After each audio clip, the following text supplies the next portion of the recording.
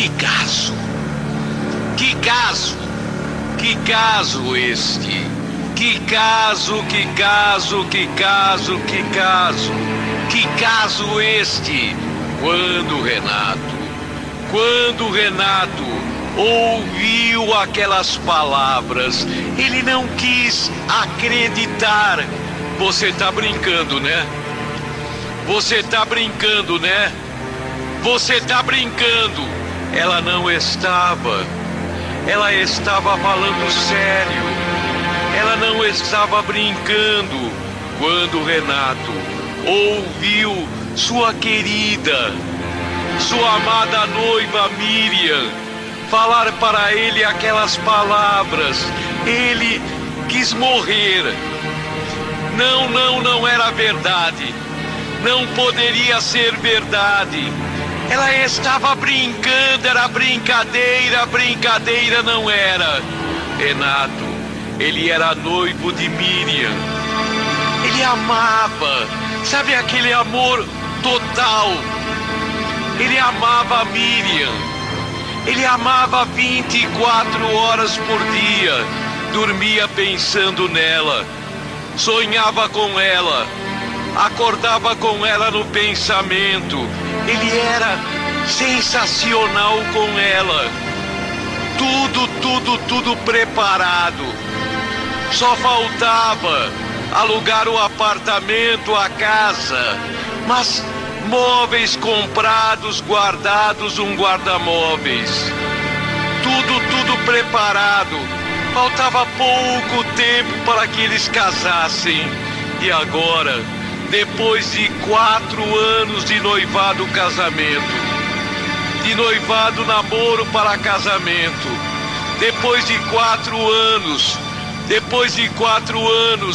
ela vinha com aquela conversa. Ela chegou para ele chegou para mais um dia comum de namoro. Ele até trouxe bombom para ela. E ela disse: eu quero ter uma conversa séria. Eu quero conversar seriamente com você. Ele pensou, era algum assunto de casamento. Não era. Ela que disse: eu tô na dúvida. Eu tô na dúvida.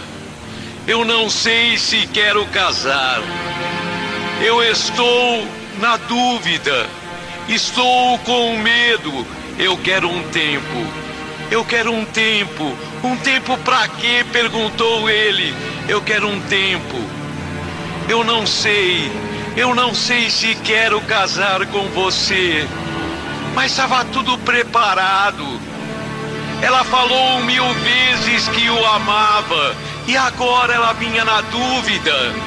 Ela tinha dúvidas. Ele que perguntou: você não me ama? Não sei. Não me pergunte, eu tenho dúvida.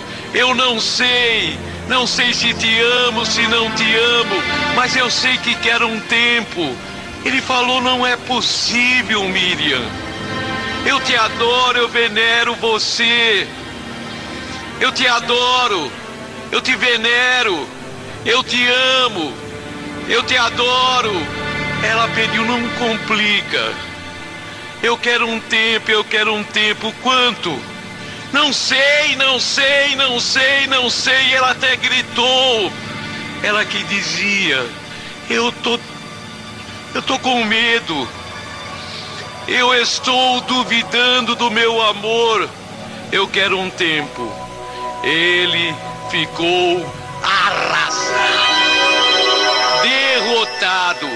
Até fez o papel de bobo e implorou. Até implorou para ela: não vamos dar um tempo. Eu faço o que você quiser. Até chorou. Ele a amava.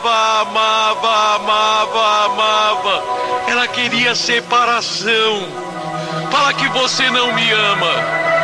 Não, nem que eu te amo eu vou falar. Eu não sei. Ela tinha dúvidas. Ela tinha dúvidas. Ele achou, ela tinha arrumado outro. Não era isso, era dúvida. Ele sai chorando. Chega em casa e telefona para ela. Ela não atende. Ela não atende. Ele fica no mais desesperado momento de sua vida. Ele fica no mais desesperado momento de sua vida. Ele fica telefonando insistentemente. Ela até tira o telefone do gancho. Ele, no dia seguinte, não foi trabalhar. No outro dia, ele a procura e ela fala: não quero falar com você. Eu quero um tempo. Eu quero um tempo, não insista que é pior. Não insista que eu vou pegar raiva dele. Ele que a amava. Ele vai tentar dar o tempo que ela pediu. Vai tentar dar o tempo que ela pediu. Ele vai tentar dar o tempo que ela pediu. Vai tentar. Mas ele não consegue. Ele não dorme mais. Não come mais. Não quer trabalhar, não quer mais nada da vida. Ele fica persistente. Vai até ela. Ela fala: dá um tempo, Renato. Dá um tempo, eu quero um tempo. Desse jeito, eu não quero mais você. Renato, durante um mês, ele implora. Durante um mês, ele pega no pé intermitentemente. Ele pega no pé dela, mas continuamente. Ela queria um tempo. Mais de um mês. Um mês havia se passado. Foi quando ele se tocou. Foi quando ele compreendeu. Ela não queria mais. Ela não queria mais. Se ela o amasse, não o amava. Renato, ele pensou até besteira. Ele era aparentemente forte, mas o íntimo era um fraco. Ele não iria viver sem ela. Não iria viver sem ela.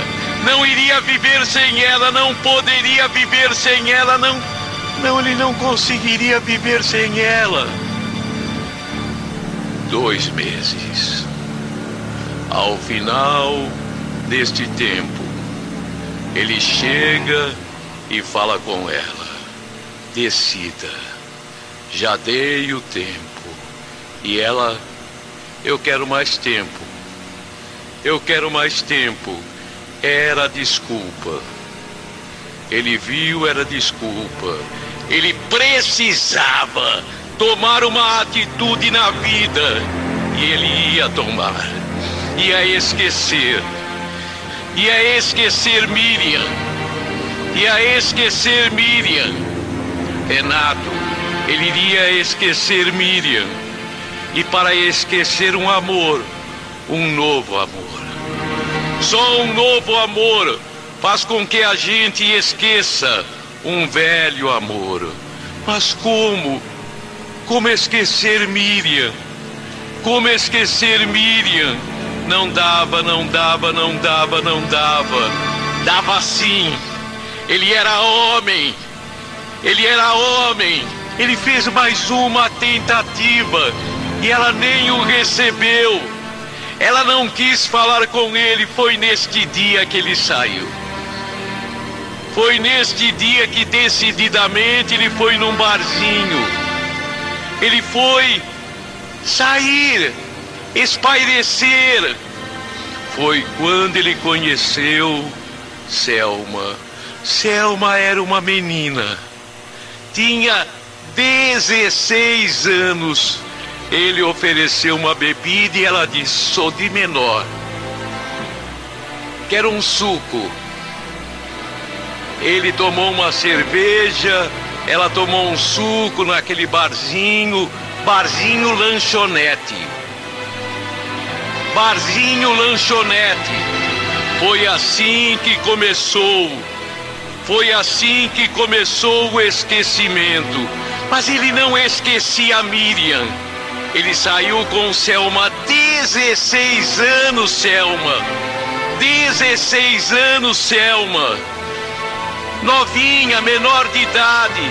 Naquele dia, ele a beijou, a abraçou. Ela era moça. Ela era virgem. Ele beijou, abraçou, mas enquanto ele beijava a Selma, ele lembrava de Miriam. Era a Miriam que ele queria, era a Miriam que ele amava. Ele não queria outra, não queria outra, mas Miriam não mais o queria. Ele tinha que esquecer. Ele começa a namorar Selma. Selma era criança, era bonita, mas criança, menor, 16 anos. Ele começa a namorar, mas ele não esquece Miriam. Ele está namorando Selma para esquecer, mas não esquece.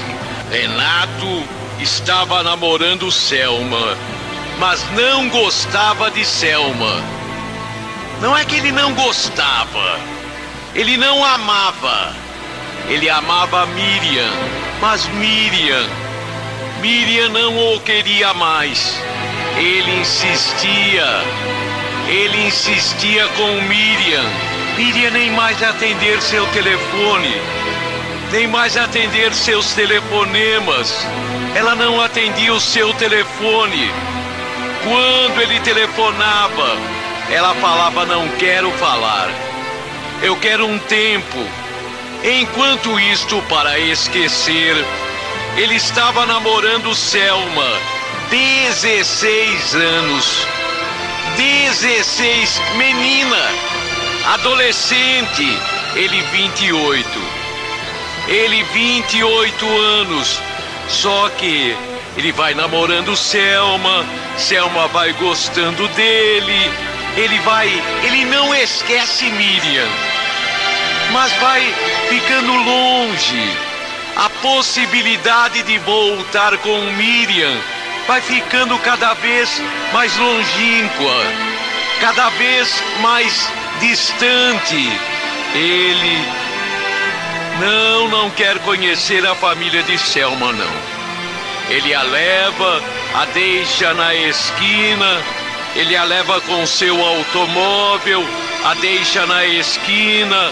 Mas agora, ele vê Selma quase todo santo dia. Ele vê Selma quase todo dia. Ele vai aos poucos conseguindo. Selma era moça. Selma era pura. Selma era virgem. Era. Ele a levou a um motel. Ela foi de livre e espontânea vontade, mas era de menor. Falou a idade errada. Disse que tinha 18 anos e se entregou para Renato. Renato, agora com Selma, ele tem vida sexual. Selma se apaixona perdidamente por ele, tanto que entregou a sua virgindade, tanto que entregou a sua pureza. Enquanto isto, Miriam não quer conversar com ele. Ele vai deixando de tentar. 6 meses é tempo suficiente. Miriam, ela não ia voltar. Ela inventou aquela história de dúvida. inventou. Foi invenção dela. Ela queria terminar mesmo. Selma era legal. Selma era legal. Selma e ele. Selma completa 17 anos. E Selma chega para ele e revela: amor, você vai ser pai. Você vai ser pai. Ele fica feliz, mas não feliz. Ele fala para Selma: tudo bem, a gente casa. Ela era de menor. Ela era de menor. Renato, ao saber da gravidez de Selma, ele fala: a gente vai casar. O diabo sempre se intromete. Parece que o diabo fica atento e no momento oportuno ele intervém. Quando 2 dias depois ele marcou para conhecer a família dela, ele não conhecia a família de Selma. A levava, deixava na esquina e ia embora. Quando ele marcou para ir, naquele dia Miriam, a noiva, a ex-noiva, ligou: Renato, eu compreendi que te amo. Eu compreendi que te amo. A Miriam, a que ele amava verdadeiramente, a que ele amava mesmo. Ele fica feliz. Miriam, a gente retoma o nosso noivado, Miriam. Eu tô feliz. O que aconteceu? Eu tirei a dúvida. Eu precisava desse tempo. Eu queria esse tempo para não ter dúvidas. Agora a gente pode casar. Tá bom, Miriam? Mas quando ele desligou o telefone, ele lembrou: e Selma?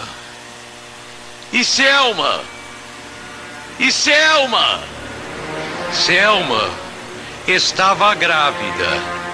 Era de menor. Ele agora compreende, ele não gostava de Selma. Ele queria a Miriam, mas tinha a Selma. Ele queria a Miriam, mas tinha a Selma grávida. Ele queria a Miriam, mas tinha a Selma menor e grávida. O que ele ia fazer? Ia terminar com Selma, lógico. Ele gosta de Miriam, mas como terminar se ela estava grávida?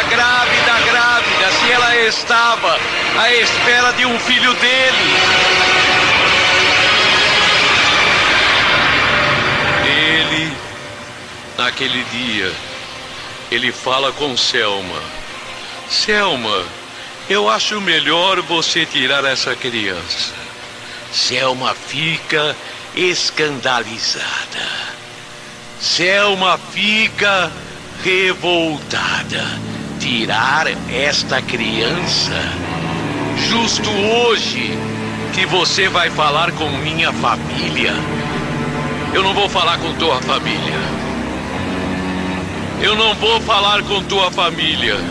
Selma, ela menor, grávida, ela fica revoltada. Você está querendo ir embora? Está querendo me descartar? Está querendo me jogar fora? Eu grávida. Você não pensa que vai sair fora, não. Você não pensa que vai sair fora. Eu vou na polícia. Eu sou de menor. Não, Selma. Eu não estou querendo sair fora. Só que hoje eu não vou conhecer tua família. Me dá um tempo. Amanhã a gente fala. Naquela noite, ele desesperado. Ele amava Miriam. Miriam o amava. Ela decidiu casar com ele, mas tinha Selma. O que fazer com Selma? O que fazer com Selma? O que fazer com Selma? Grávida, de menor. Ela falou claramente, ela iria à polícia. Ele iria ser preso. Ela era de menor. Ele a seduziu. Dava corrupção de menores. Ele a seduziu. Ele tinha que casar com ela, senão iria para a cadeia, mas ele queria casar com Miriam. Miriam, depois de 6 meses, viu que amava ele, mas ele tinha Selma agora. Que situação, fazer o quê? Foi quando ele decidiu. Ele ia matar Selma. Ia matar Selma. Ia matar, matou. Estava decidido. Estava decidido. Ele ia matar Selma. Ele não iria perder Miriam de jeito nenhum. Ele ia matar Selma. Ninguém sabia do namoro dele com Selma. Ninguém o conhecia, nenhuma amiga de Selma, nenhum parente de Selma. Ele chegava com o carro na esquina. Selma, Selma, não sabia onde sequer ele morava. Ele se encontrou com ela, se encontrava com ela. Ela não sabia, não poderia ter dito para ninguém. Ela acho que nem sabia seu sobrenome. Ele ia matar Selma. Ele não era mau, mas ele não ia perder Miriam. Ele amava Miriam. Selma não iria atrapalhar seus planos. Selma, quem mandou ela engravidar? Quem mandou ela ficar grávida? Quem mandou? Ela era de menor? Era. Iria na polícia? Não. Naquela mesma noite. Na noite seguinte, lógico, ao telefonema de Miriam. Naquele mesmo tempo, na noite seguinte, ele encontra Selma. Fala para Selma: a gente vai num motel diferente. Pega a estrada. Pega a estrada. No carro dele, ele pega a estrada. Selma, aonde a gente tá indo? Tá indo num motel. Nessa estrada, ele andou, foi para os lados de Americana. É longe. É longe. Ele encosta o carro perto de um canavial, numa estradinha vicinal. Ele encosta o carro, finge que vai beijar Selma, mas a estrangula, aperta o pescoço dela. Ela não vai afastá-lo de Miriam. Ela não vai afastá-lo de Miriam. Ele aperta, ele mata. Agora é um assassino. Matou a mulher que esperava um filho dele, a menor de idade, Selma. Ninguém vai descobrir. Ninguém vai descobrir. Ele vai ficar com Miriam. Ele quer ser feliz com Miriam. Selma entrou em seu caminho e saiu. Ele não se sentiu arrependido, não. Cometeu um brutal assassinato, um brutal crime. Matou Selma, matou Selma, matou. Agora era escapar. Ele volta. Naquela mesma noite, ele liga para Miriam e fala: eu te amo, Miriam. Nada pode agora separar a gente.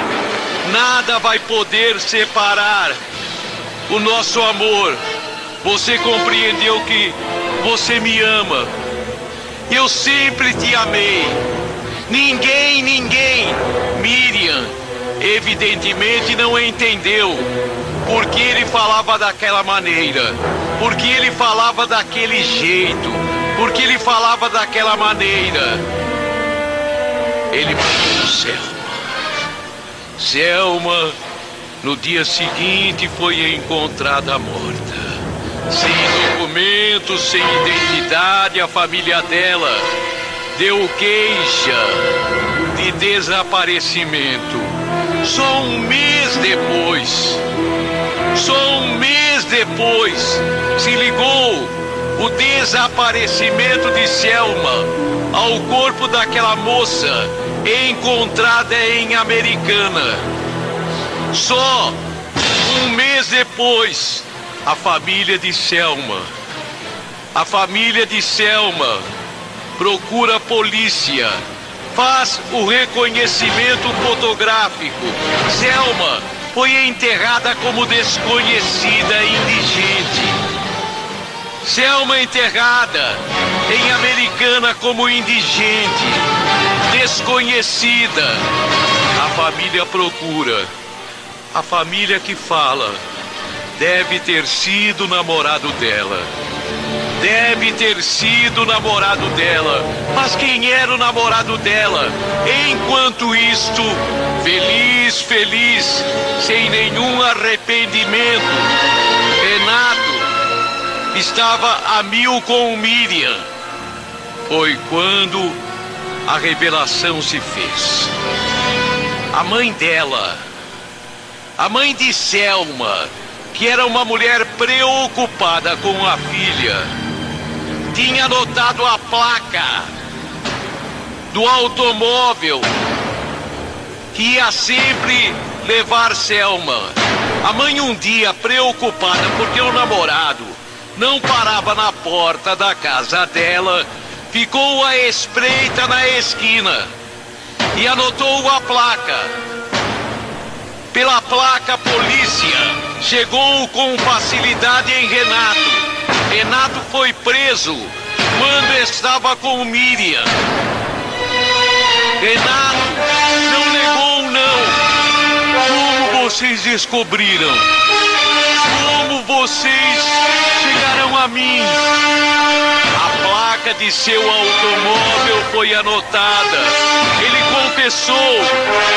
Está na cadeia. Foi condenado a 22 anos pelos crimes de homicídio, estupro e ocultação de cadáver. Já cumpriu 5. Miriam não esperou, já casou. Que caso este? Ele matou Selma. Pensou que a polícia não chegaria nele. A mãe dela havia anotado a placa do carro dele. A polícia chegou. A justiça foi feita. Que caso este? Nós moramos sempre no bairro de Registro, em Porto Feliz. Ao todo somos em 8 irmãos. Mas um que sempre deu dor de cabeça pra gente foi o Fernando. Ele gostava de beber e nunca se conseguiu tirar dele este maldito vício da bebida, do álcool. Mesmo assim, quando estava sóbrio, ele trabalhava um dia no lugar, outro dia já estava em outro. Quer dizer, ele na verdade tinha o problema do vício do álcool, mas quando estava bom também não era muito bom da cabeça. Então, como não tinha jeito, ele não admitia que ninguém chamasse sua atenção ou se intrometesse em sua vida. 8 filhos, 8 irmãos. E como diz o ditado, tem que ter uma ovelha negra. E Fernando era a ovelha negra. Um dia foi morar em outro lugar, um pouco distante da gente. E para ser bem franco, mas bem franco mesmo, bem franca, para sermos bem francos, até gostamos quando Fernando saiu de casa. Foi até um alívio. Encrenqueiro, chato, sempre de fogo, e mesmo quando não estava de fogo, continuava sendo um chato, um encrenqueiro. Foi um alívio quando ele saiu de casa. Foi morar distante da gente, foi não muito distante, mas um pouco distante. Então foi um alívio, foi um alívio. Sabe quando de repente a paz começa a reinar na sua casa? Só que nosso irmão mais novo, o Almir, ele se preocupava demais com o Fernando. Sempre queria saber como o Fernando estava vivendo. Afinal de contas, dizia ele, é meu irmão, é meu sangue. Pô, mas deixa ele pra lá. Puta num cara encrenqueiro, bebum. Mas Almir, sabe aquela pessoa boa? Aquela pessoa por demais preocupada com aquele irmão? Aquele irmão encrenqueiro, aquele irmão briguento, mas não importa, era meu irmão, dizia ele, é meu irmão. Tanto que sempre fazia questão de passar por lá, para onde o irmão foi morar, para visitá-lo, para ver como é que ele estava. Dos irmãos, praticamente era o único que fazia isso. Um dia o Almir foi lá ver como estava Fernando e voltou triste. E ainda comentou com a mãe que estava preocupado, que o Fernando não estava bem, que o Fernando estava bebendo mais ainda.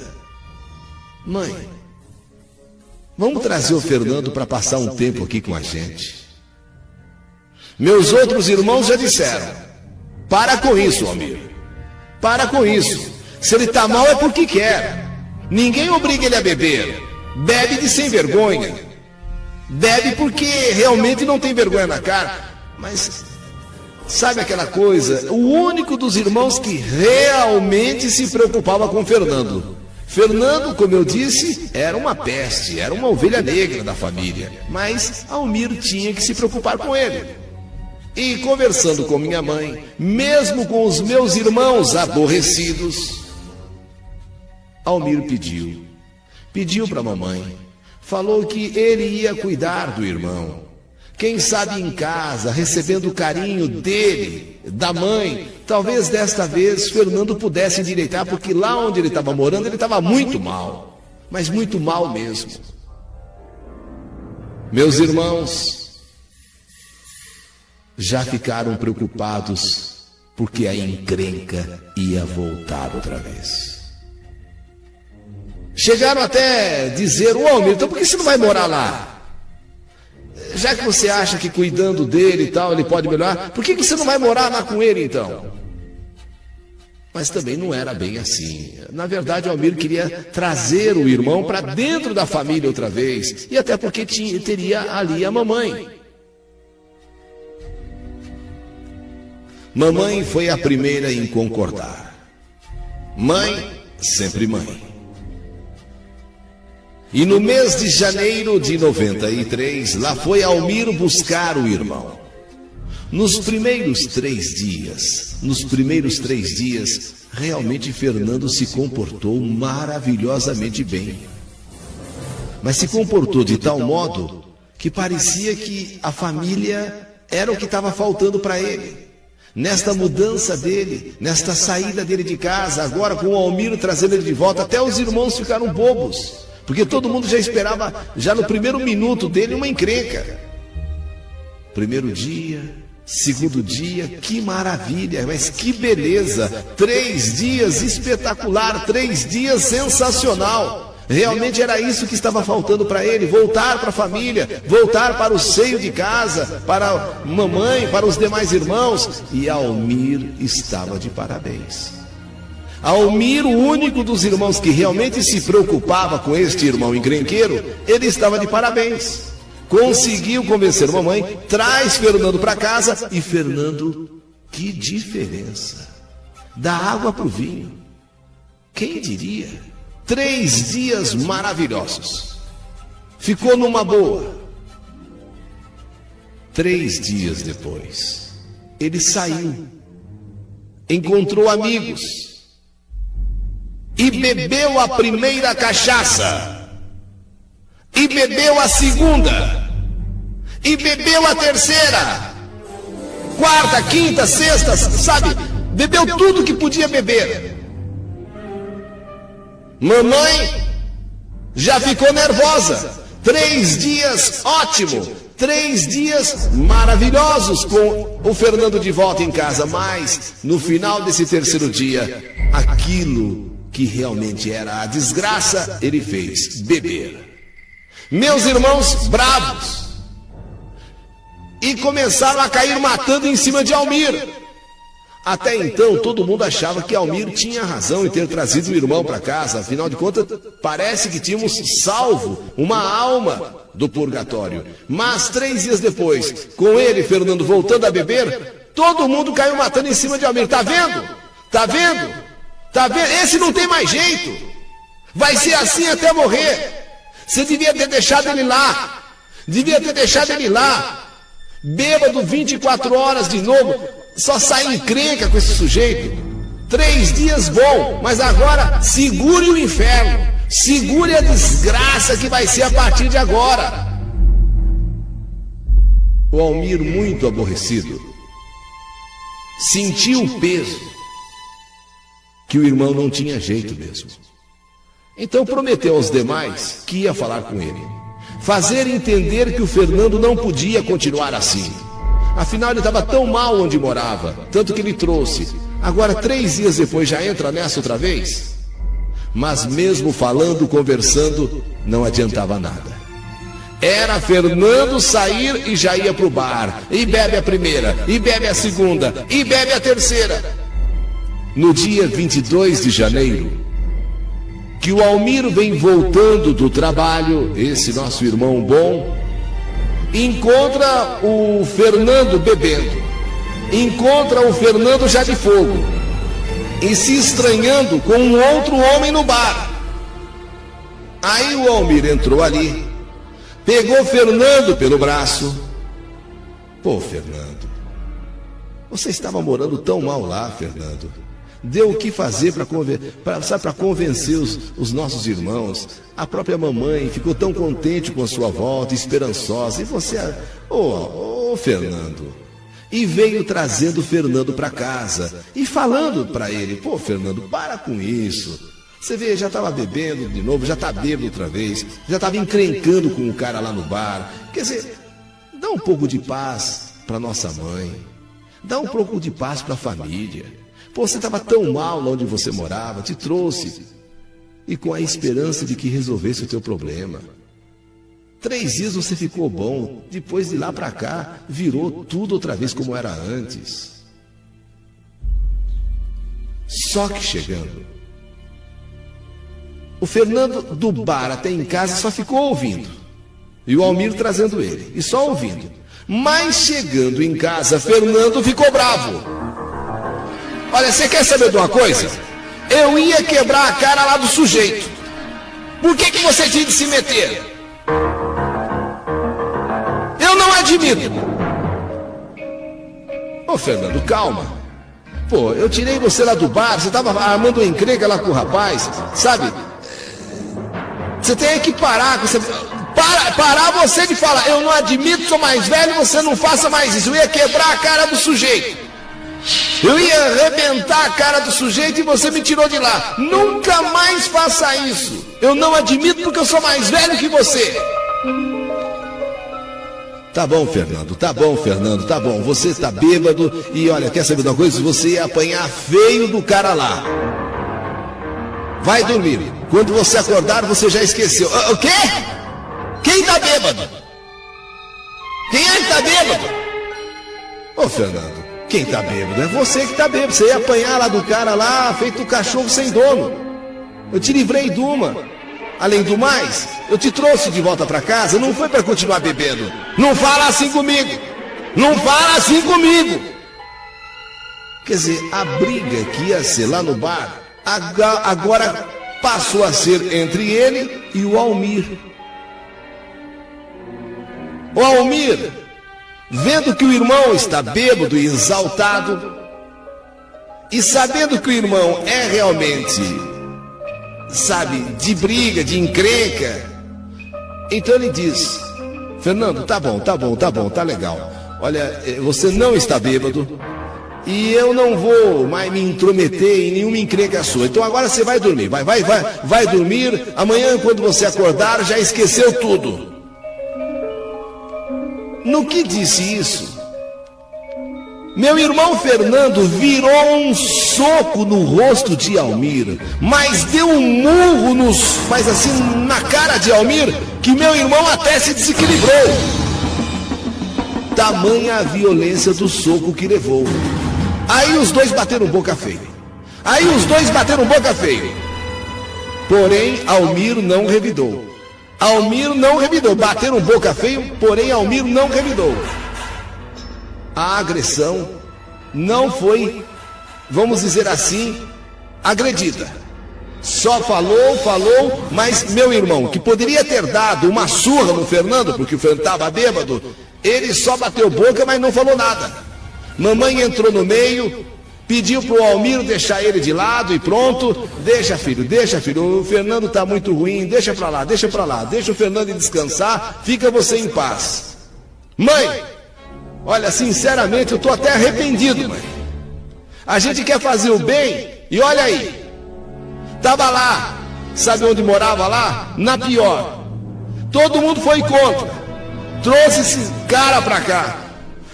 Agora está aí, fazendo desta casa um inferno. Quer dizer, a gente quer fazer o bem, é isso que a gente recebe. Tá bom, meu filho, calma, vai você para um lado, eu vou levar o Fernando para descansar aqui em outro.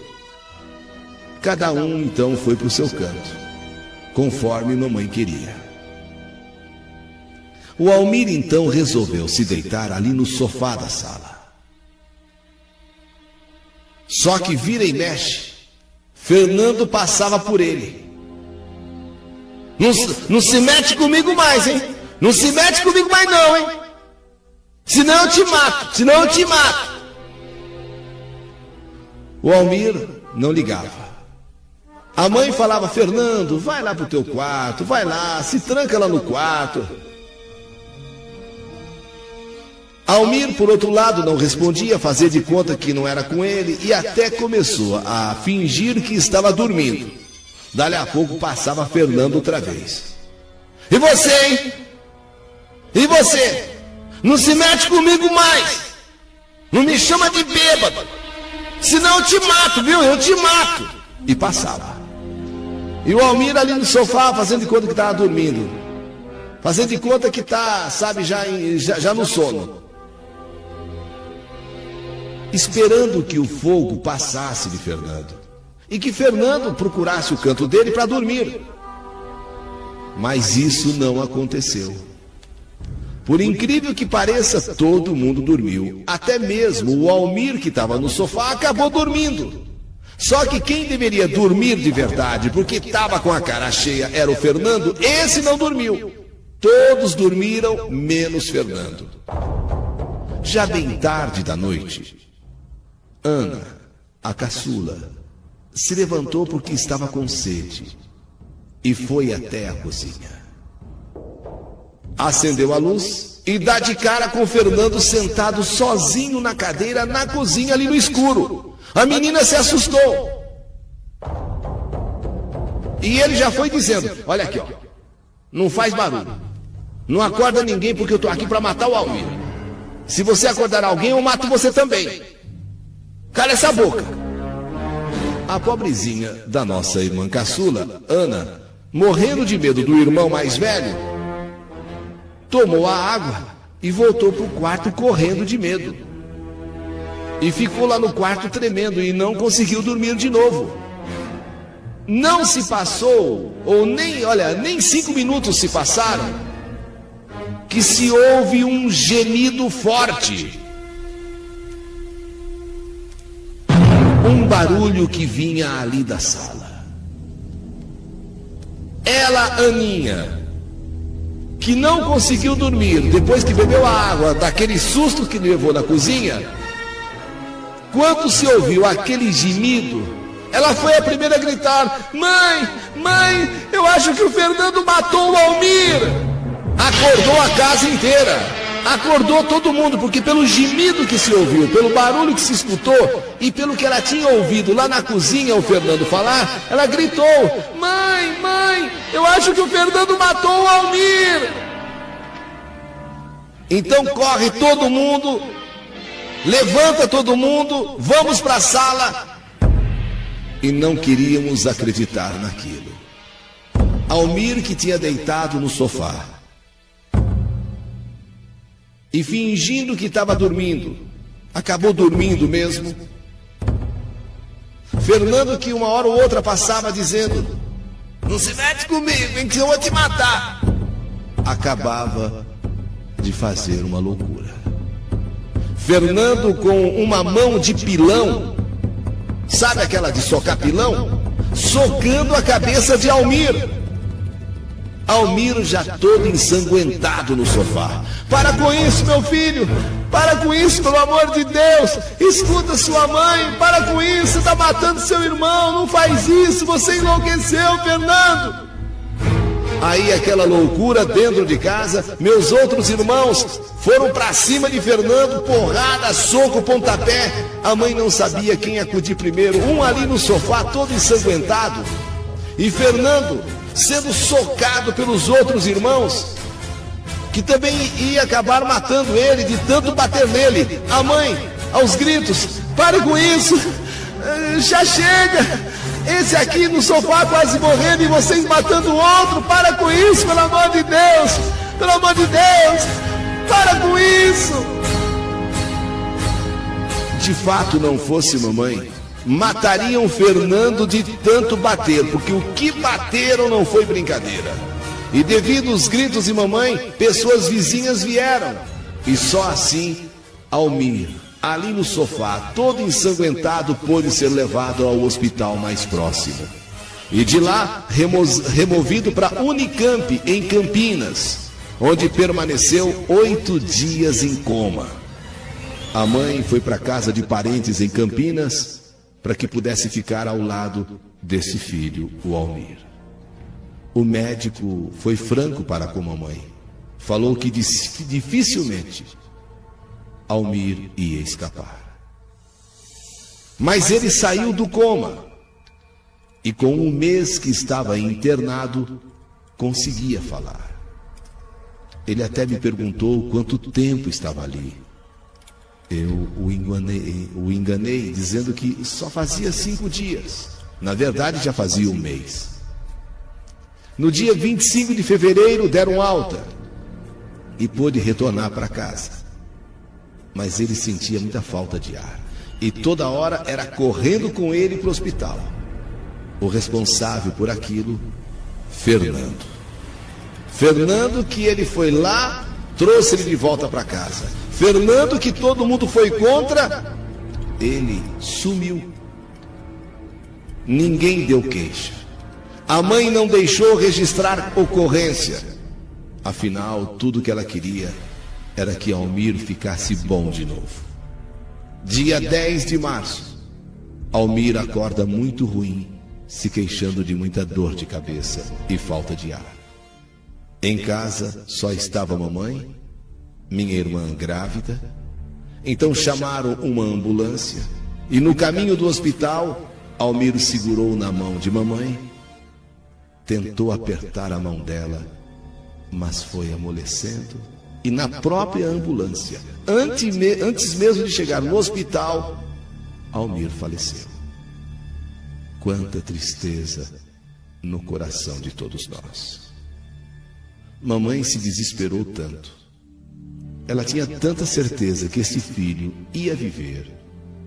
E de repente ele ali morto, nos seus braços, dentro da ambulância, ainda antes mesmo de chegar no hospital.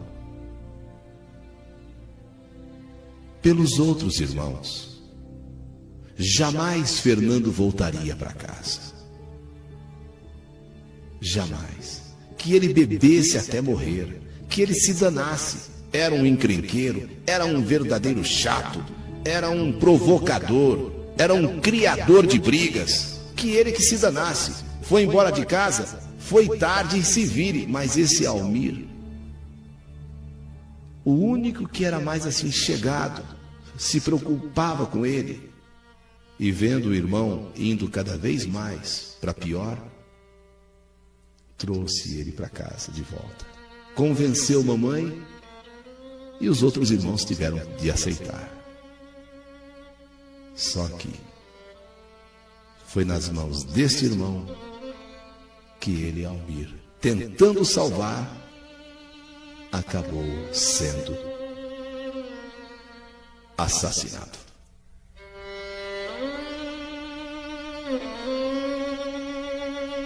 Que saudade de você, meu irmão Almir.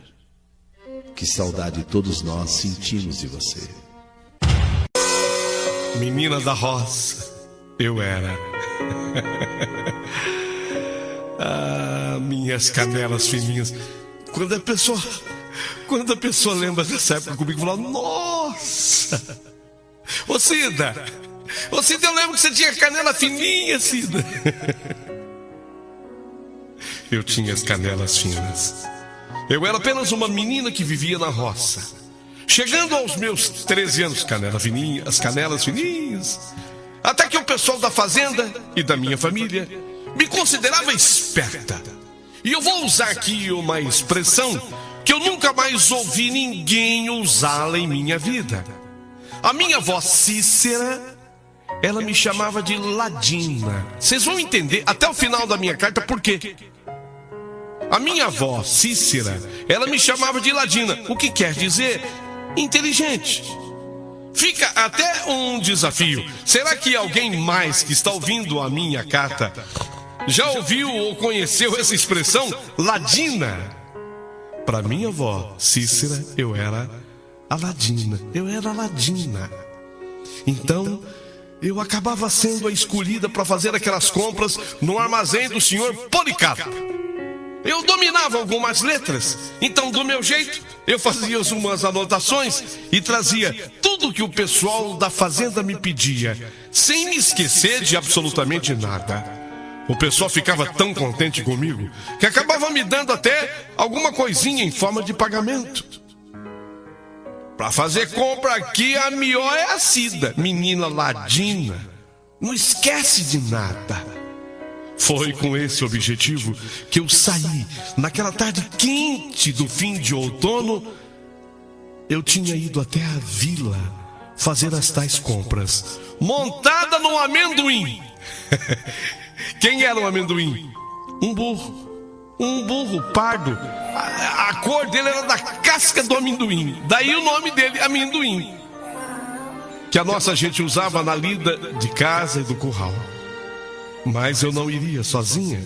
Eu tinha que levar comigo a Margarida, uma menininha linda, linda, linda, que eu pajeava. Uma menininha que eu cuidava, a Margarida, filha dos donos da fazenda que nós morávamos. Eu era sua pajem. Ela era filha dos fazendeiros.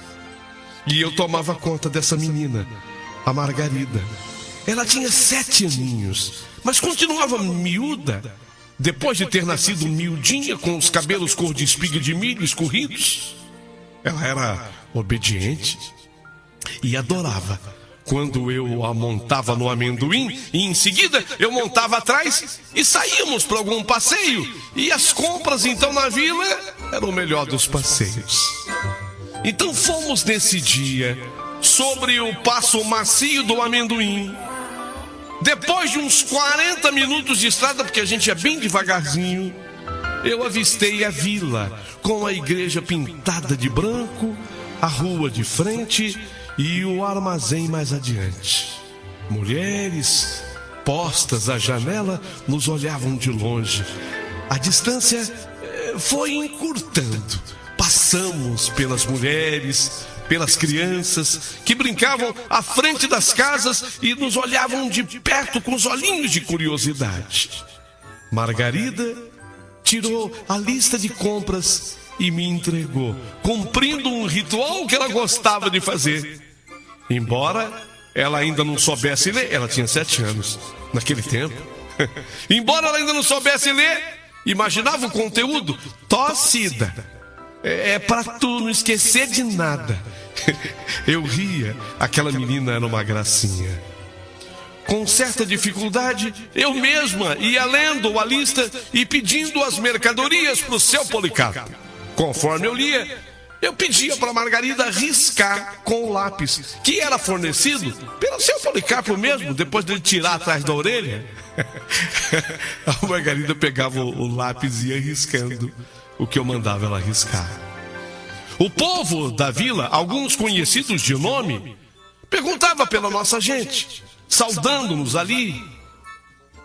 No meio da tarde, era hora de voltar para casa.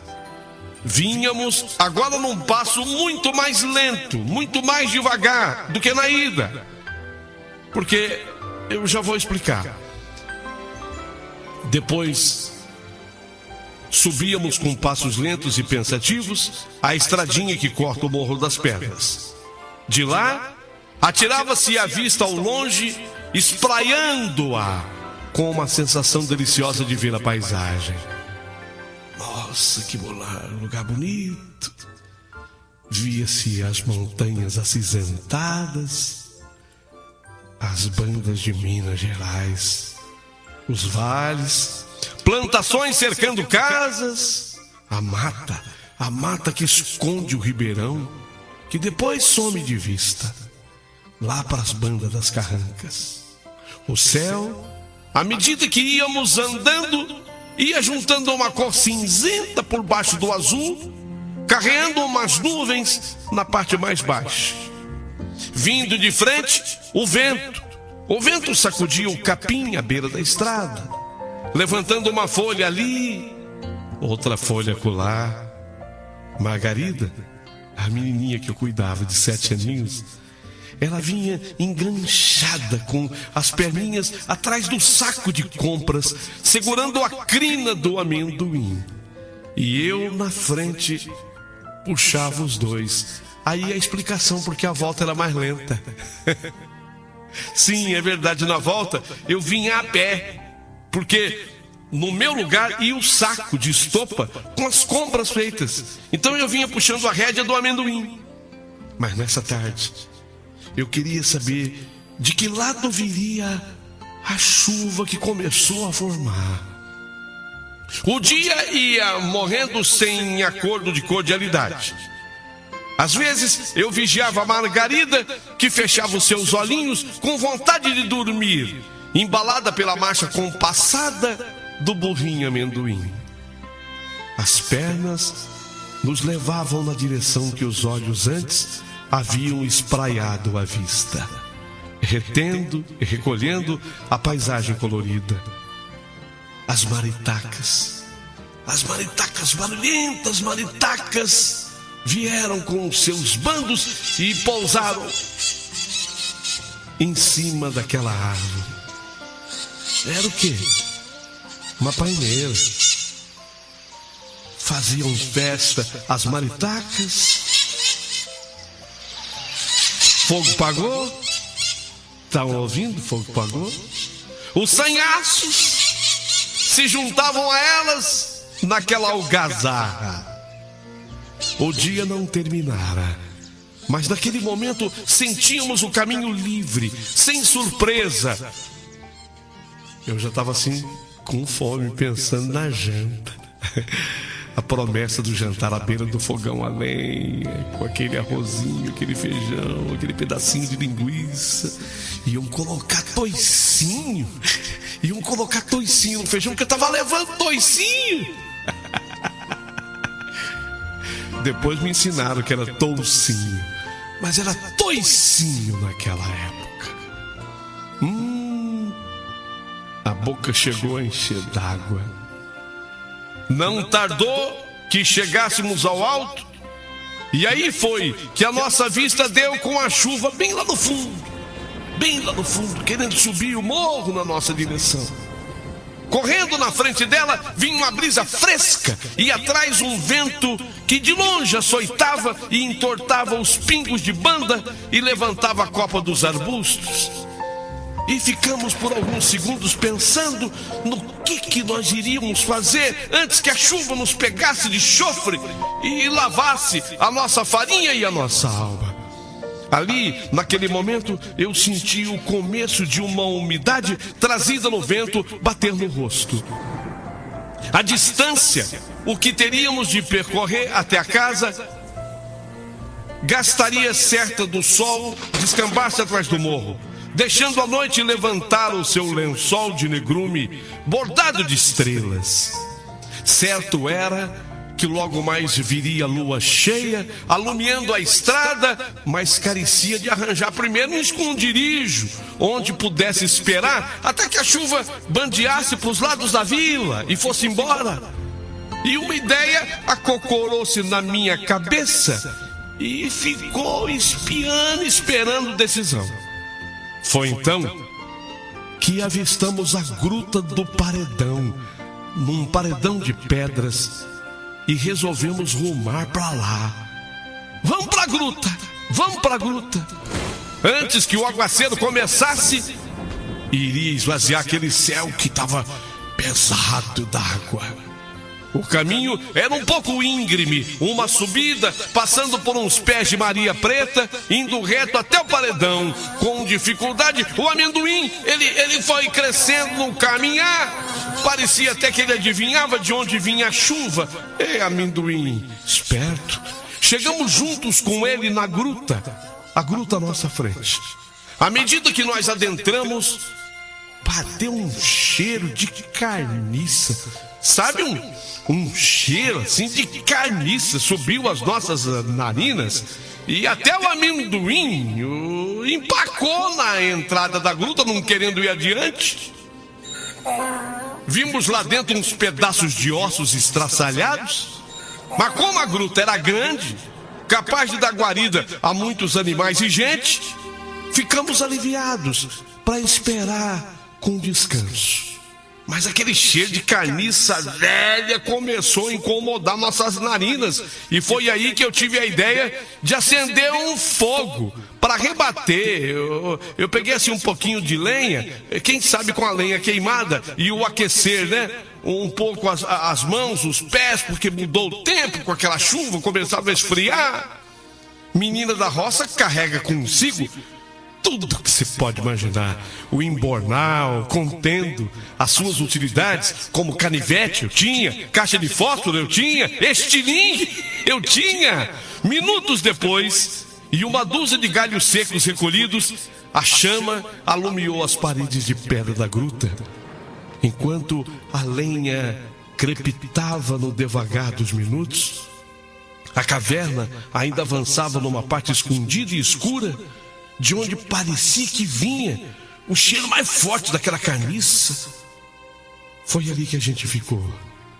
Margarida, a menininha de 7 anos perto de mim, e o amendoim, o nosso burrinho mais adiante. E a chuva, chuva que Deus mandou, despencou de vez. Nossa, começou a chover, um aguaceiro, mas aquela chuva, sabe, chuva pesada mesmo, isso, chuva pesada mesmo. Relâmpago, trovão, e água. Água que açoitava a entrada da gruta com rajadas na diagonal. A enxurrada descia morro abaixo, margeando a estrada e fugindo dela mais adiante, se escondendo o mato afora. Eu cochichei assim no ouvido de Margarida, que era só o tempo, Margarida, só o tempo da chuva passar. A gente vai embora, tá? Fica tranquila. Ela confiava em mim. Lá fora, o céu tinha escurecido. Parecia que a noite tinha chegado antes da hora. Nada de sol, nem de cores. Só o barulho dos trovões e água e vento. Vento na copa das árvores. Eu retirei do embornal o resto do lanche e eu dividi com a Margarida. Comemos um pedaço de pão caseiro e a gente foi acocorar-se à beira do fogo, remexendo a brasa. Amendoim, o burrinho imóvel, fechou os olhos. A gente se aquietou. Margarida encostou-se em mim. Coitadinha, estava cansada. Também deu uns cochilos. Ficamos ali, e eu rezando para a chuva passar. Até o velho burrinho, o amendoim, ele dava suas cochiladas de vez em quando. Abria os olhos, remexia as patas. Melhor que chovesse tudo. A gente fala assim na roça: melhor que chova tudo uma vez. Chovesse tudo, e choveu. E depois estiou. Devagar, no modo de estiar depois de chuva muita, mas estiou. Já era noite de verdade. De repente, quando eu já me preparava para sair com a Margarida e o burrinho, bem na boca da gruta, se abriu num esturro. Um rugido que passou por nós, ecoou pela caverna dentro. Meu Deus do céu! Ai, meu Deus do céu, uma onça! Levantei assustada. A arma que eu tinha eu peguei o canivete. Fui espreitar direito de onde vinha. Lá fora, o céu agora estava limpo. Nenhuma nuvem sequer. Toda a água tinha se derramado sobre a terra, encharcando-a, arrastando restos de mato, folhas secas, terra solta, cavucada, seixos. A lua tinha surgido plena, brilhante, linda, iluminava a estrada onde os nossos rastros tinham sido apagados pela chuvarada. Eu vi o vulto da onça passar lá fora, ora para um lado, ora para o outro. Era uma sussuarana solitária, que talvez estivesse caçando aquela hora, será? Como elas gostam de caçar ao entardecer. Mas a sussuarana ficou ali, rondando. Foi então que eu atinei que ali, naquela gruta, era o lugar dela, era a morada dela, era a casa da onça. Eu estava na casa da onça. E quem está na casa da onça tem que desocupar espaço. Sim ou não? Sim ou não? Nós tínhamos invadido a casa da onça.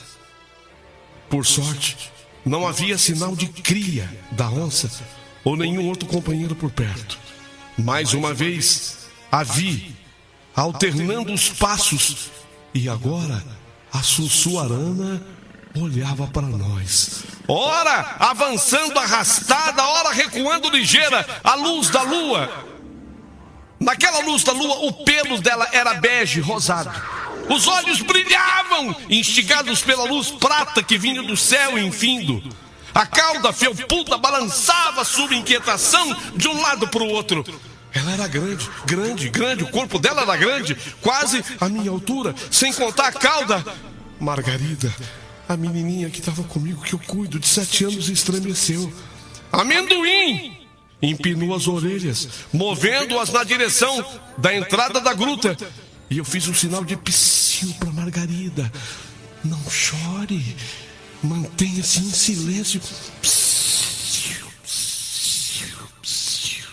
De certo, a onça sentiu o nosso cheiro e vira de longe a luz que iluminava a caverna. Mas agora ela queria de volta a sua moradia, a sua casa e algum resto de caça que havia ali. Aquele cheiro era da caça da onça. Aquela carniça era da caça da onça. Só que ela queria a casa dela de volta do jeito de onça de ser, que é um jeito meio bruto, estúpido. É de abocanhar as pessoas, é de abocanhar o que tiver pela frente. Lembrei-me das histórias contadas nas rodas de prosa e um frio percorreu a minha espinha. O meu canivete, embora o trouxesse sempre afiado, não era páreo para as patas hábeis e as garras longas daquela onça. O medo nos encantoou ali. Para o fundo era a toca dela, na frente era ela, esperando o momento para nos destroçar. Ela iria nos destroçar. Ajuntei mais lenha na entrada da gruta. Acendi outro fogo, na esperança de que pudesse mantê-la afastada, enquanto eu pensava no modo de escapar dali, levando sã e salva a minha Margarida e também o burrinho, coitado do amendoim.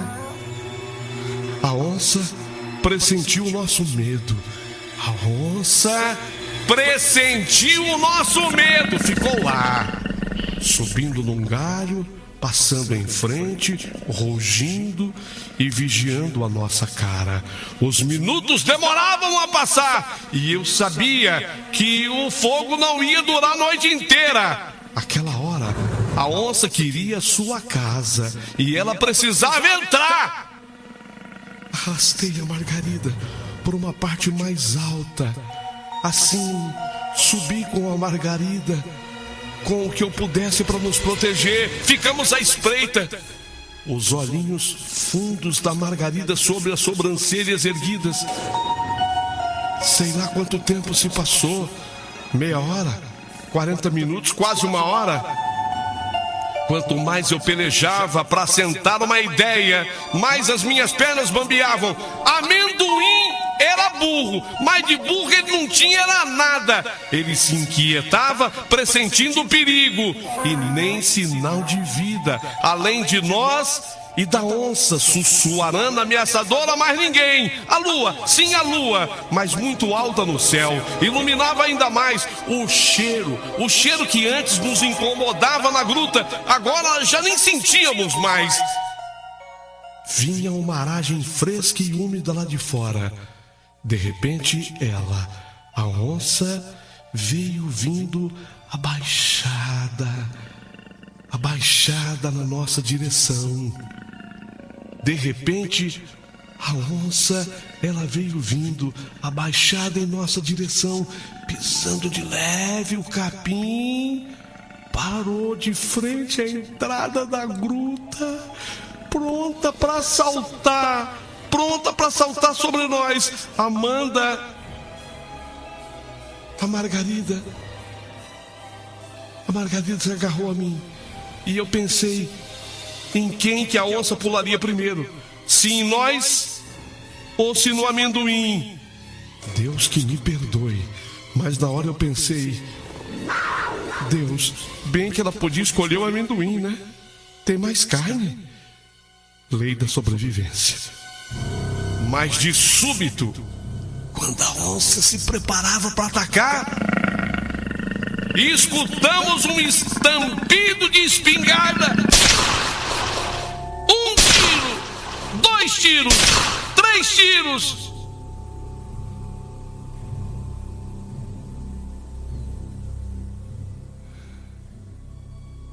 Num segundo, a onça saltou de lado, embrenhou-se na mata, tão ligeira quanto um curisco no céu. E nós ouvimos a voz do Café e do Tadeu. Eles estavam chamando a gente. Meu Deus do céu. Arrepiei caminho para lá. Gritei. Eles responderam. Tanto o Café como o Tadeu tinham avistado a luz do fogo na entrada da gruta e atinaram a nossa presença ali. Graças a Deus, levantei as mãos para o céu agradecendo. Estávamos todos salvos. Eu, Margarida e o burrinho amendoim. Fiz até um carinho na cabeça do amendoim por terem desejado, em outras palavras, a morte, que ele fosse o escolhido em nosso lugar pela onça. Desculpa, amendoim. Desculpa, é a lei da sobrevivência. Já que você não pode falar, eu falei com Deus, né? Se é pra onça escolher. Que se é pra onça escolher, que seja você, né, amendoim? Na chegada da fazenda, tanto o Café como o Tadeu atiraram ainda mais pro alto. Atiraram assim, mirando o céu, sabe? Da forma como eles fizeram com os 3 tiros. Eles deram mais um tiro pro alto. Em resposta, ao longe, ouvimos os tiros do pessoal da fazenda. E mais adiante nós encontramos todos. e foram muitos os abraços, as lágrimas, mas agora todas as lágrimas eram de alegria. O fazendeiro, seu Cosme, fez uma grande festa para comemorar. Ele era o pai da Margarida e dizia que a filha tinha nascido de novo. Isso tudo aconteceu numa quinta, então ele fez a festa no sábado seguinte. Para eles, depois da onça, eu virei uma heroína. E foi por isso que a família do fazendeiro e ele me levaram depois para a cidade, onde eu estudei e me formei professora, sabe do quê? De português. Paulinho, virei professora de português. Casei. Casei, tive 4 filhos e 6 netos. Como professora de português, eu fui pesquisar sobre a palavra ladina. Ladino, adjetivo substantivo masculino. Disse de ou indivíduo que revela inteligência, vivacidade de espírito, esperto. Ladino, disse de ou indivíduo cheio de manhas, astúcias, espertalhão, finório. Mas na verdade, eu agora, pesquisando como professora de português, entendi direitinho porque minha avó me chamava de ladina, expressão que vinha da escravidão. Eu não revelei ainda, mas revelo aqui. Minhas canelas finas tinham uma razão de ser. Sou negra. Eu sou de uma família negra. E a minha avó Cícera me chamava de ladina. Então eu fui pesquisar os escravos que trabalhavam na casa grande e recebiam um tratamento melhor. Em alguns casos, eles eram considerados pessoas até da família. Os escravos da casa grande. Esses escravos eram chamados de ladinos. Ladinos, negros já aculturados. Entendiam e falavam o português e possuíam uma habilidade especial na realização das tarefas domésticas. Então a minha avó trouxe o ladino da onde? Da escravidão. E quando eu descobri isso, eu chorei tanto. Chorei tanto porque eu nunca retribuí para minha avó, né? Por ignorância na época. Eu nunca chamei a minha avó de ladina. Mas ela me chamava de ladina. Ou seja, que eu era especial. Mas hoje eu sei que especial somos todos diante de Deus. E especial eu me tornei depois de ter enfrentado a onça. Mas peraí! Ô Ladino, você enfrentou mesmo a onça? Vocês ouviram tudo o que eu relatei. Foi desse jeito. Na verdade, eu quando rezei pedi para Deus que fosse o burrinho amendoim no nosso lugar. Mas tudo porque eu era apenas uma criança de 13 anos, chamada pela avó de ladina. Essa é a minha história, que só ganhará sentido se receber aqui, agora, nesse canal, o seu comentário.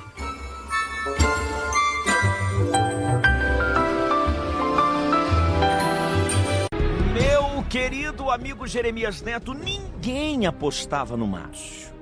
Quando eu digo ninguém, eu tô dizendo que nem a família dele. O Márcio, vagabundo. O Márcio não dá pra nada não. Essa coisa de querer ser jogador de futebol é loucura da cabeça desse menino. Esse menino merece uma surra. Ô Jeremias, isso ele não ouvia dos amigos não. Isso o Márcio ouvia dentro de casa.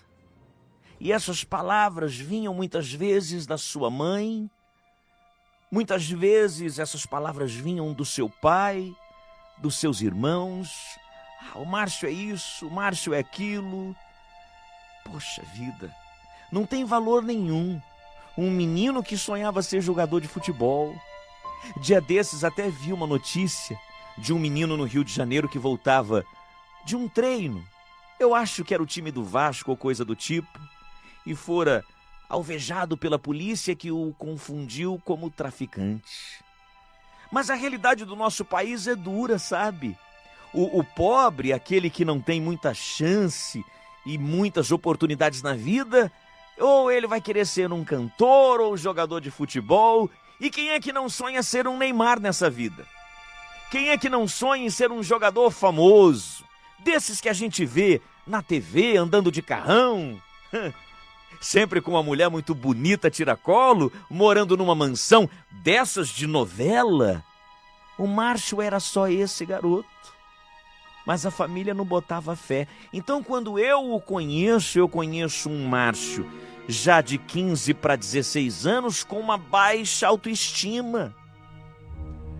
Mas eu não. Eu, quando eu vi o Márcio, e nós nos encontramos muito por acaso, porque na realidade eu fui acompanhar uma amiga minha que tinha um namoradinho que treinava nesse mesmo clube onde o Márcio treinava. Aí um dia eu fui assistir o treino, fui ver o treino, e quando eu vi o Márcio, eu logo me apaixonei. Eu me apaixonei. O Márcio não é bonito. Se eu te falar assim, o Márcio é lindo, pra mim é, né? Sempre será maravilhoso, mas não é um cara assim, lindo, um Reinaldo Giannichini, não é. Mas pensa num homem carismático. Naquela época ainda um garoto. Pensa num rapazinho, num garoto carismático. Eu fiquei apaixonado.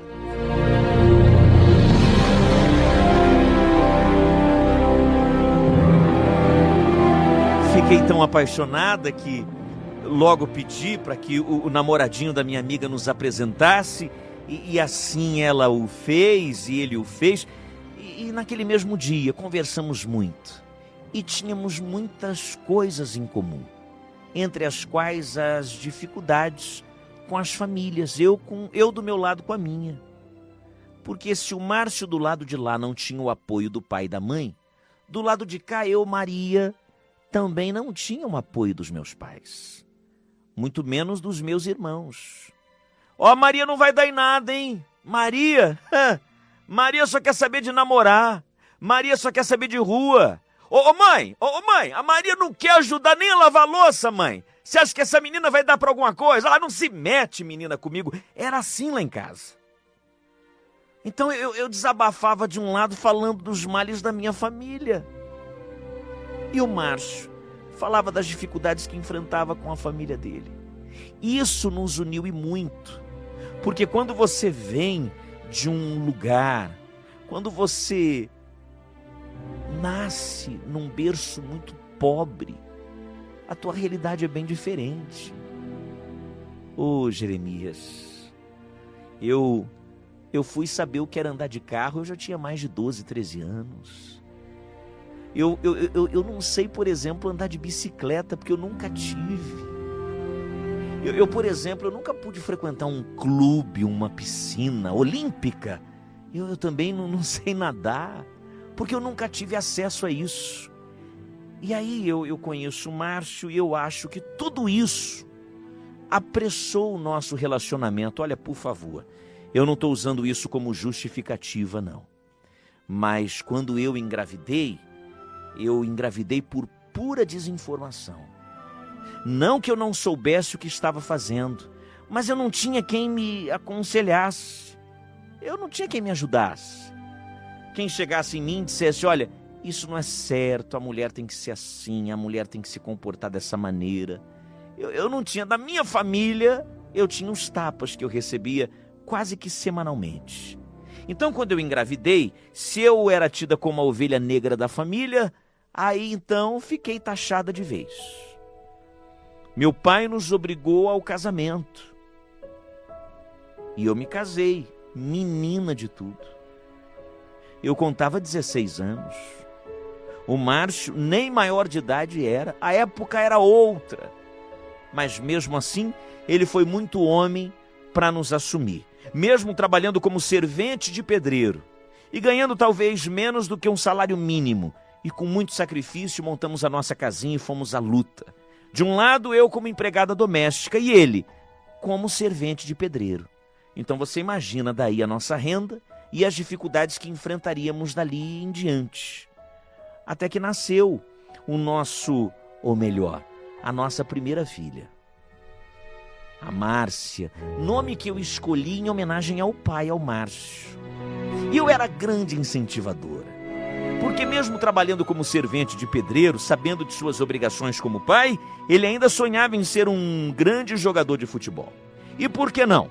Vai lá, vai treinar. Eu cuidava da alimentação dele, eu pegava no pé dele, ele levantava logo cedo e ia treinar. E ele, graças a Deus, arrumou alguém que o ajudou para conciliar as duas coisas: o ser o jogador de futebol com o servente de pedreiro. É bem oposto, né? Mas Jeremias, como se não bastasse, a Márcia nasce e quando ela completa 6 meses, eu descubro estar grávida de novo. Meu Deus do céu, não é possível. Mas amor, você... Márcio, se eu me preveni ou deixei de me prevenir, agora já foi, tô grávida. E você sabe meu pensamento sobre gravidez, eu não vou interrompê-la e nós vamos ter mais um filho. Se Deus mandou, vamos aceitar. Só que dessa vez não era mais um filho, não. Nossa, eu ainda não tinha 18 anos. A Márcia ainda mal tinha saído da fase de cólicas. E eu grávida de novo. Só que agora eram 2. Se da primeira vez eu engravidei e tive a Márcia, agora nasceram 2 meninos. 2 meninos. Gêmeos. Eu estava grávida de gêmeos. Eu tinha dificuldade para criar Márcia. E se dificuldade para criar Márcia já era grande, imagina agora gêmeos, mais 2. E eu comi o pão que o diabo amassou. Jeremias, não é fácil para uma pessoa como eu, limitada, para uma pessoa como meu marido, na época também limitado, inclusive financeiramente, porque as famílias não queriam ajudar, não. As famílias não estavam nem aí. Minha mãe jogava na minha cara todo dia: quem mandou embuchar? Se vira agora. Segura porque o filho é teu. Eu ouvia coisas do tipo. Muitas vezes eu deixei de comer para ter dinheiro para comprar leite para os meus filhos. Isso é muito dolorido de dizer. Porque todo mundo fala assim, sabe, Jeremias, eu vou ajudar.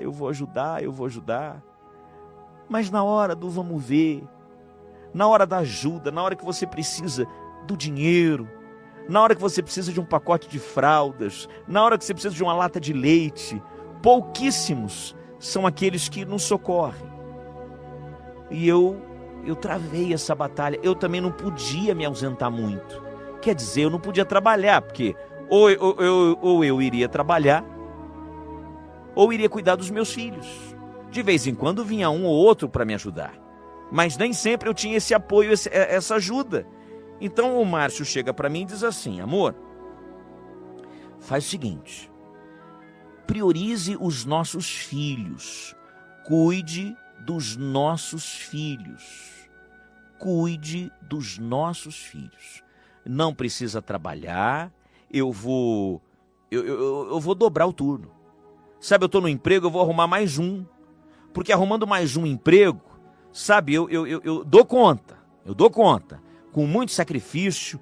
Meu patrão inclusive falou que vai nos ajudar, meu patrão inclusive disse que vai dar um jeito, vamos em frente. Não, mas e os teus treinos? E o futebol? Como é que faz? Precisa cuidar disso. Como é que nós vamos fazer? Tem o jogo, tem o treino, você não pode se ausentar. Não, esquece.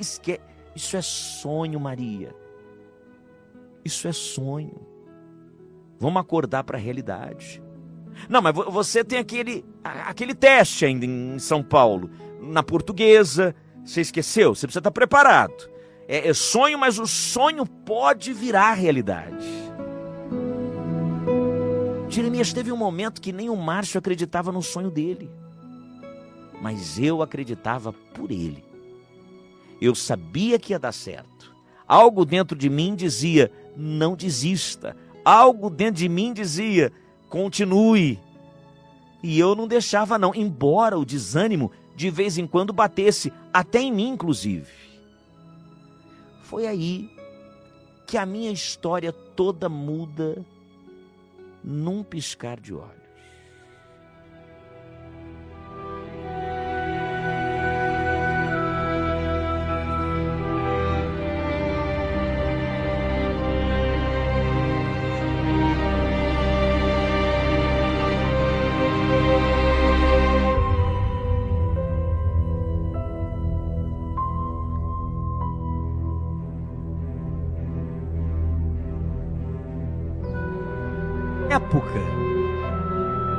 Na época, nós morávamos em Campinas e ele teria que fazer um teste para Portuguesa, aqui em São Paulo. E eu estava botando a maior fé nesse teste. Tanto foi que a essa altura do campeonato, mesmo já tendo 3 filhos, o Márcio vem fazer o teste, trabalhando como servente de pedreiro, e à noite fazia um bico numa pizzaria próximo da minha casa. Quer dizer, uma pizzaria, Jeremias, um barzinho que vendia pizza, e ele fazia entrega de pizza, mas não era de moto não, porque moto nós não tínhamos. Ele fazia entrega de bicicleta mesmo. Então ali, pelo menos as casas da região, ele conseguia defender mais um dinheirinho entregando pizza de bicicleta. Pediu a folga, porque o teste seria numa sexta-feira. Ele vem para esse teste de ônibus, faz esse teste na Portuguesa e passa pelo teste. Quando o tal treinador do time da Portuguesa viu o Márcio jogar bola, e ele de fato jogava muita bola, ele se apaixonou pelo jeito do Márcio. Um jeito envolvente, carismático, aquilo que eu te disse no início. Sabe uma pessoa que cai na graça facinho, facinho? Onde chega, contagia a todos. Pois bem, o técnico gostou tanto que disse a ele, olha, vem para São Paulo. Mas olha, eu não posso, eu tenho uma família, eu tenho uma esposa, eu tenho 3 filhos, eu tenho que sustentar. Não, venha. Quanto é que você ganha lá em Campinas? E aí suponhamos, que ele tenha dito, era um outro dinheiro, mas suponhamos que ele tivesse dito 2.000. Não tem problema, eu dou esses 2.000, mas venha para São Paulo e você vai só jogar futebol. Ah, não era possível, parecia um sonho. Então o meu marido havia conseguido aquilo que tanto sonhou, viver daquilo que tanto amava. Deixaria de ser entregador de pizza, deixaria de ser assistente de pedreiro, deixaria de ser servente de pedreiro e seria jogador de futebol profissional. Ganharia só para isso. Então ele chega em casa realizado, feliz e contente. Vibramos muito. Teve até churrasco naquele final de semana. A família mal acreditava. Não é que o tal do Márcio, o menino vagabundo que não queria nada com nada nessa vida, era um baita de um pai e agora ia jogar na Portuguesa e seria um jogador profissional, ia ganhar pra isso? Agora eu quero ver. Vão dizer alguma coisa agora, vão dizer o quê?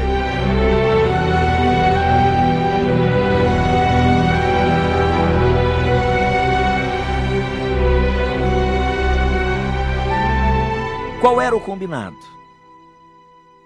O combinado era o Márcio viria para São Paulo. Iria morar no alojamento. Eu, com os 3 filhos, continuaria em Campinas. Eu não poderia sair da proteção da minha casa. Embora pequenininha, eu não poderia sair daquele ambiente. Ali eu estava mais segura. Conhecia a vizinhança, família por perto e o dinheiro não faltaria. Por quê? Porque o Márcio ganharia o equivalente àquilo que ele estava ganhando lá em Campinas. Então, quando ele ganhasse mais força como jogador de futebol, ele então nos buscaria. Ele viria toda sexta-feira para Campinas e no domingo à noite ir embora. não tivesse jogo, ou nos dias de folga. Na segunda, ficava até terça-noite, pedia uma folga aqui, outra ali, e assim a coisa foi acontecendo.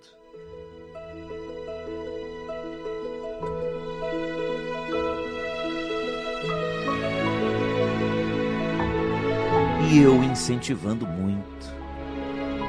Eu fui a maior incentivadora dele. Eu fui a grande incentivadora dele. Tanto foi que o Márcio deu certo como jogador de futebol. E dando certo como jogador de futebol, Jeremias, do dia para a noite, ele já não era mais o assalariado com R$2.000 mensais. Dando certo no futebol, um outro time o viu e a partir de agora, eu revelo a você, Márcio é um codinome. Não é um nome verdadeiro deste que fora um grande jogador de futebol. E que continua sendo aclamado pela torcida de um país inteiro. Eu não posso revelar o nome dele. Confiei esta carta ao teu programa e agora eu digo por quê. Porque a maior decepção da minha vida veio 6 meses depois que ele estava em São Paulo sozinho. E sozinho, numa dessas noites e noitadas onde os boleiros saem para se divertir, ele conheceu uma mulher. Loira, alta, bonita. Agora ele tinha condições de comprar um carro, né? E durante 2 anos e meio, eu achando que estava abafando, que ele estava retardando a minha vinda para São Paulo, porque pensava na segurança dos filhos, era desculpa dele. E ele morando com a amante, aqui em São Paulo. Eu descobri tudo, porque a própria, cansada de ser a outra, um dia me procurou, com fotos, áudios e tudo mais da forma como poderia provar. Eles moravam num luxuoso apartamento na zona oeste de São Paulo. Foi o que eu recebi, por tudo aquilo que fiz e por tudo aquilo que me dediquei e por ter acreditado no menino. Que talvez o seu pai e sua mãe tivessem razão quando olhavam para ele porque conheciam o seu caráter. Dizem que a pessoa muda com o poder. Não. O poder e o dinheiro apenas revelam quem de fato a pessoa é. Ele hoje é um jogador muito conhecido. Não posso dizer o seu nome. Ele paga a pensão dos filhos. Sim, eu vivo melhor. Mas essa é a minha história, meu amigo. Eu não sei. De alguma maneira eu acho que ele vai ficar sabendo que... Ele vai ficar sabendo que eu contei tudo. E decidi contar para o Brasil, através do seu programa ou pelo teu canal no YouTube. E para todas as pessoas que estão ouvindo, principalmente as mulheres, muito cuidado. Confiança demais, às vezes acaba com a gente.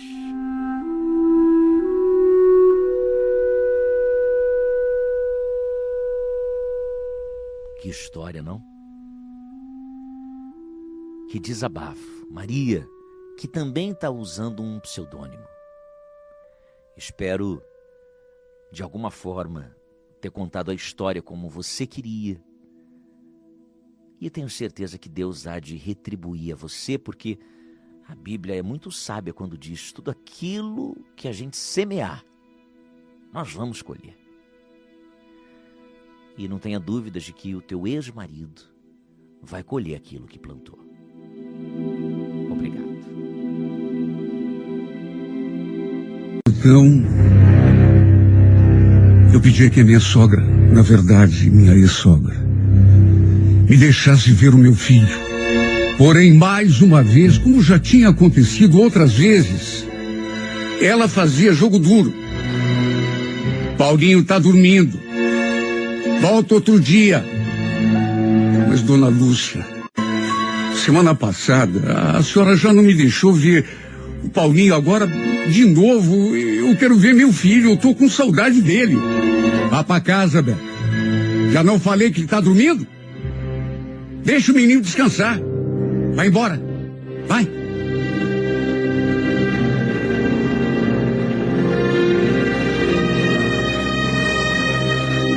Olha, eu sinceramente não sabia o que tinha feito para aquela mulher me detestar tanto. Ela me odiava. Tudo bem que depois que me separei da Inês, nosso filho ficou sob os cuidados dela. Só que, puxa vida, eu continuava sendo o pai. Eu tinha o direito de ver o meu filho. Qual é o pai que não tem? Amava o Paulinho, sentia falta dele, sentia saudade. Desde que tinha se mudado para Paranaguá, para trabalhar, que a Inês deixava o Paulinho com a mãe, para ela tomar conta. Na época, eu pensei até em ficar com ele, trazê-lo aqui para morar comigo, mas eu não tinha condições. Trabalhava o dia todo. Morava de favor na casa do meu tio. Minha família era toda do interior, de modo que tive de aceitar que ele ficasse lá, aos cuidados da avó. Não tive opção. Apesar de ela não gostar de mim, eu sabia que gostava do meu filho. Quanto a isso, pelo menos, eu não tinha dúvida. Ela gostava dele. Pelo menos isso. Mas eu também o amava, e era o pai. Fazia pouco mais de um ano que estávamos separados, eu e minha mulher. Até então, morávamos ali, na casa da minha sogra. E sabe, desde o começo, desde quando a gente ainda namorava, que essa velha não gostava de mim. Eu até hoje não sei porquê. Olha, eu senti isso desde o começo, desde a primeira vez que eu a vi na minha frente. E depois que a Inês engravidou e fomos lá morar junto, na casa dela, aí mesmo é que ela escancarou aquela antipatia, aquele desprezo que tinha por mim.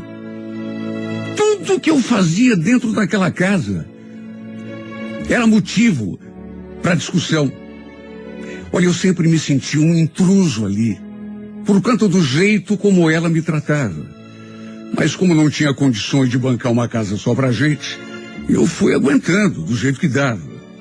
Sabe, às vezes, ela ficava falando alto, de uma peça da casa para outra, me dando indireta, me ofendendo por tabela, como que falando consigo mesma, só que eu sabia que era para mim, porque ela falava alto. Não tinha como não escutar. E o pior é que a Inês também não falava nada. Olha só, eu sei o que eu aguentei dessa mulher. Não foi pouco. Tive de engolir muito sapo. No fim, meu relacionamento com a Inês acabou não dando certo. E como daria desse jeito? E tudo chegou num ponto em que ela mesma me pediu que fosse embora. Olha, até hoje eu lembro daquele dia. E sabe, quando eu vi, sinceramente, eu não acreditei. Não tá dando mais pra gente, viu? Melhor você ir embora. Embora? Mas como assim, Inês? Embora aqui de casa. Mas como assim não tá dando certo? Não tá dando certo, Beto. Sabe? Você sabe que não tá. A gente já não tá mais se entendendo. Melhor você procurar um lugar para ficar. Porque esse nosso caso aí já deu o que tinha que dar. Como assim já deu o que tinha que dar, Inês? Tudo bem que a gente tem problema, mas o importante é que a gente se ama. Aí que tá, Beto. A gente não se ama. Pelo menos eu não te amo. Foi tudo um erro. Eu nunca fui feliz com você. Por isso, por favor, vai cuidar da tua vida. Me deixa cuidar da minha. Você não pode estar falando sério, Inês. Eu não vou poder viver sem você. Vai sim. Vai sim. E eu estou falando muito sério. Nunca falei tão sério na minha vida. Olha, eu fiquei arrasado. Eu fiquei destruído. Por mais que a gente não estivesse se entendendo, principalmente naqueles últimos tempos, juro que eu não esperava que ela tomasse aquela atitude. Sabe, no fundo, eu acreditava que ela gostasse de mim, só que pelo jeito estava completamente enganado. Ficou muito claro que ela não me queria mais do seu lado. Olha só, eu sei o que eu sofri longe dessa mulher e longe do meu filho. Só que sem alternativa. Mesmo não querendo ficar longe, tive de fazer a minha trouxa e voltar a morar com o meu tio, como era desde que vim embora para Curitiba. Só que apesar da separação, eu continuava a amá-la mais do que tudo na vida.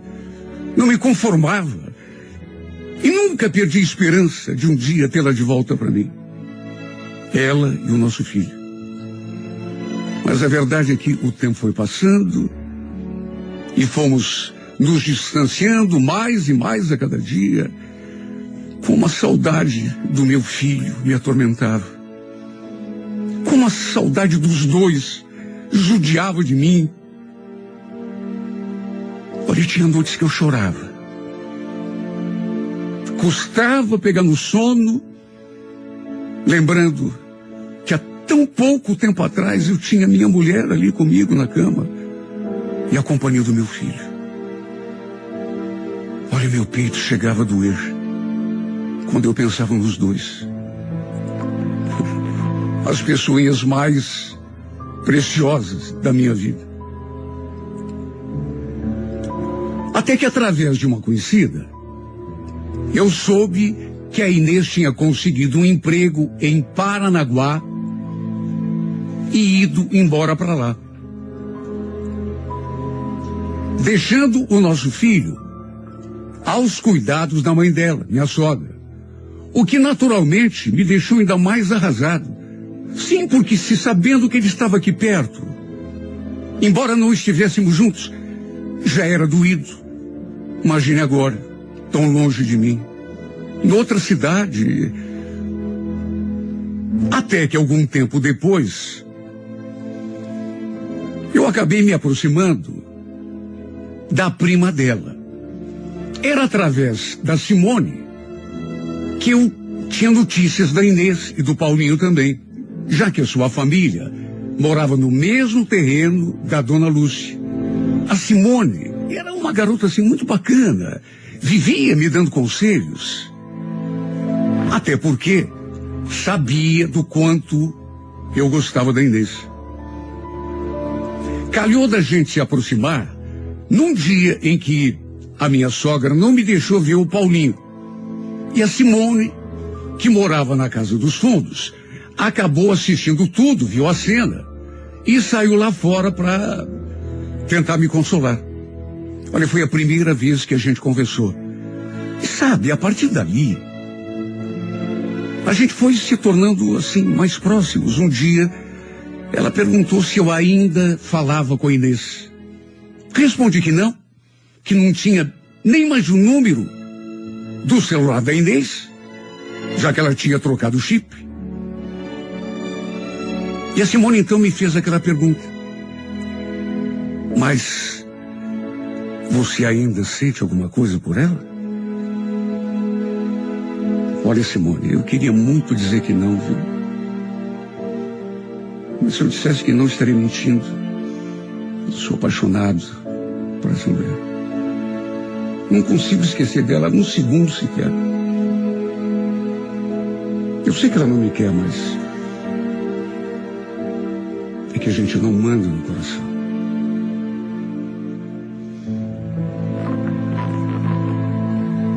ficou assim olhando para mim. Depois perguntou: mas você não acha que está perdendo o teu tempo? A Inês já deve estar em outra há muito tempo. Se ainda gostasse de você, não teria ido embora lá para Paranaguá, você não acha? Eu sei. Mas é como eu te falei, Simone. Eu não queria gostar dela, porque esse amor só tem me feito sofrer, só isso. Mas é que eu não consigo esquecer. A Inês está aqui dentro do meu peito. Eu penso dia e noite nessa mulher. Eu sou apaixonado por ela. Queria esquecer, mas não consigo.